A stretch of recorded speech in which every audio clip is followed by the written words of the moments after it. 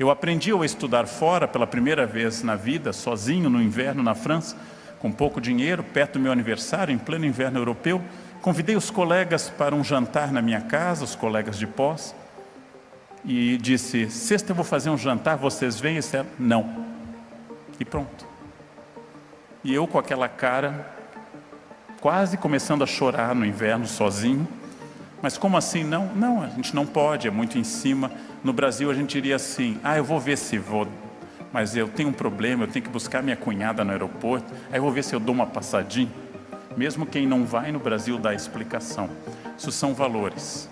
Mas esses são valores muito pequenos, comparado com aquilo que eu preciso fazer uma distinção muito maior sobre ética e moral. Ética é um fenômeno filosófico. Ética é um fenômeno criado a partir de uma reflexão grega e que se estende em filósofos seguintes, desde Platão e Aristóteles até Spinoza, Descartes, Kant, e investiga o que dá base aos valores. Moral é muito mais antiga e provavelmente igualmente importante. Investiga as leis dadas por uma entidade divina, pela teologia, as regras dadas e os valores em si. A moral diz, quinto mandamento, não matarás. A moral diz, quarto mandamento, honrarás teu pai e tua mãe. A ética pergunta, por que não matar? Não porque alguém disse, não porque foi uma ordem, mas a grande questão ética é o que eu devo fazer independente se ninguém observar. Mesmo que não haja um Deus ou uma autoridade me olhando. Mesmo que não haja alguém superior dizendo que é certo e errado, que é uma grande tradição humana.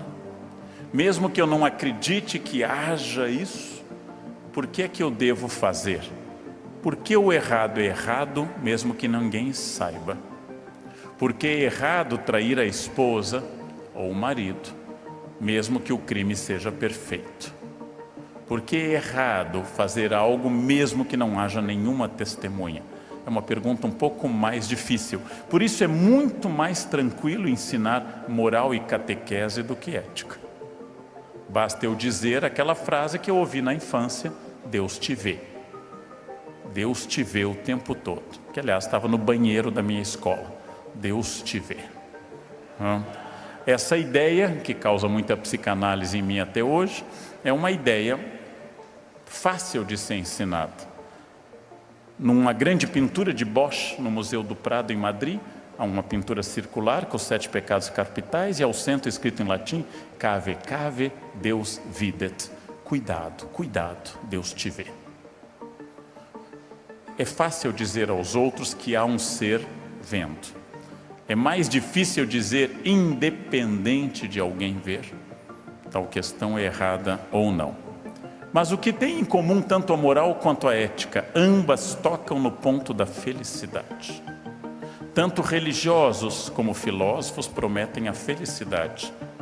Uma dada por um ser superior e a outra dada pela consciência tranquila da reflexão racional.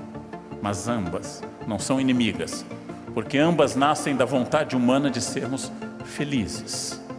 Ética trabalha com inúmeros valores. Ética debate inclusive questões morais. Ética debate atitudes. Ética debate posicionamentos. Ética vai das pequenas questões, do que a gente chama de microfísica da ética, até grandes questões do convívio social. Ética diz respeito a muitas questões, e aqui sim eu tenho que, em todas as palestras sobre ética, falar de uma espécie de pai fundador, independente do tema. Aristóteles dedicou um dos seus muitos livros, apenas um, a seu filho, Nicômaco. E esse livro foi o livro sobre ética. Quando ele dedica um livro ao filho, quer dizer, o que eu quero transmitir ao meu filho são valores éticos. A Ética Nicômaca é um livro curto, fácil de ler. E aqui tem um princípio que eu trago sempre que falo de ética, de Aristóteles. A virtude ética é adquirida pelo hábito, não nascemos com ela. Então ele rompe com Platão e nos diz que crianças podem ser educadas, que todo bebê é amoral. Nenhuma criança nasce com valores.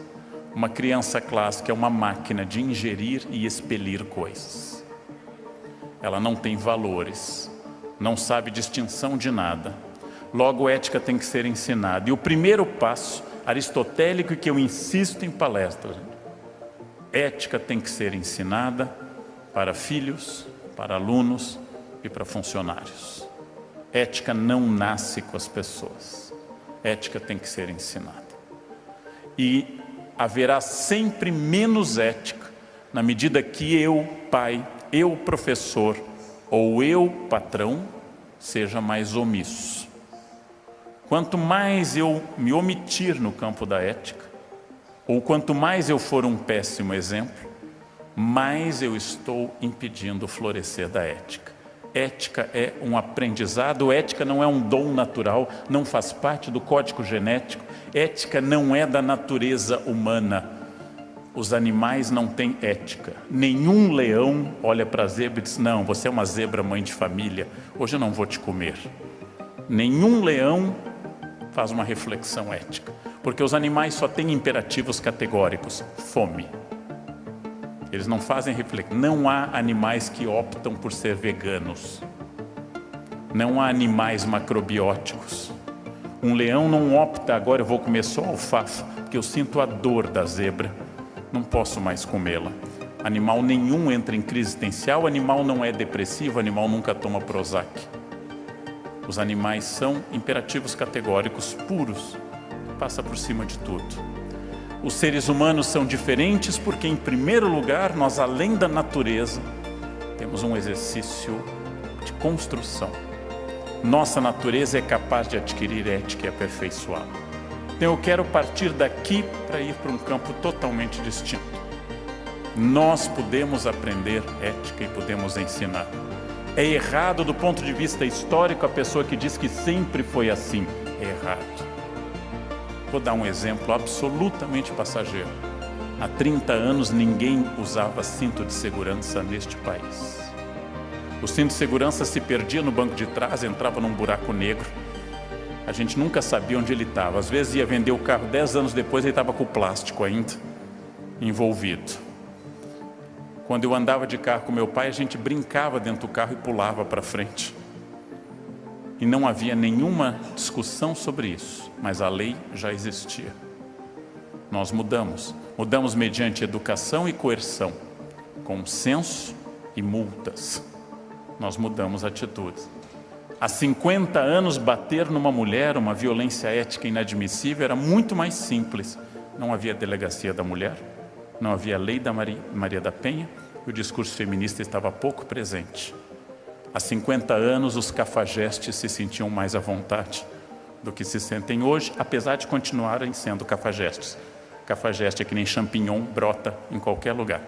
Mas hoje eles têm mais medo e mais vergonha. Há 70 anos ser racista não era tão problemático quanto hoje, apesar de já ser uma imbecilidade. Os racistas hoje têm medo porque racismo é crime inafiançável. As coisas mudam por coerção e consenso. Todos os nossos filhos com menos de 25 anos têm um discurso sobre o uso da água mais racional que a minha geração não teve. Todos os nossos filhos sabem que o sol faz mal. Nós íamos para o sol às 8 da manhã e ficávamos expostos, ainda passando raíto de sol, até o fim do dia. Nós éramos pré-melanoma a vida inteira. Tudo muda quando as pessoas mudam, nada é igual.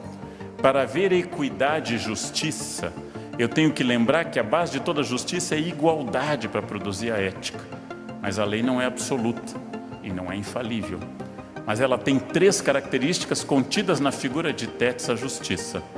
Ela é cega, ela é justa por causa da balança e ela leva uma espada na mão, ela é poderosa. Poder, incapacidade de fazer distinção entre as pessoas e a balança através de valores. Estes 3 símbolos da justiça são fundamentais para eu pensar a ética. Não há ética se houver desigualdade, não há ética se houver proteção de alguém e não há ética se não houver força. Toda empresa que implanta um código de ética deu um passo. O primeiro, porém há centenas de outros a serem dados. Os funcionários têm que entender que aquele código de ética não é um papel para eu dar para o estagiário que entra.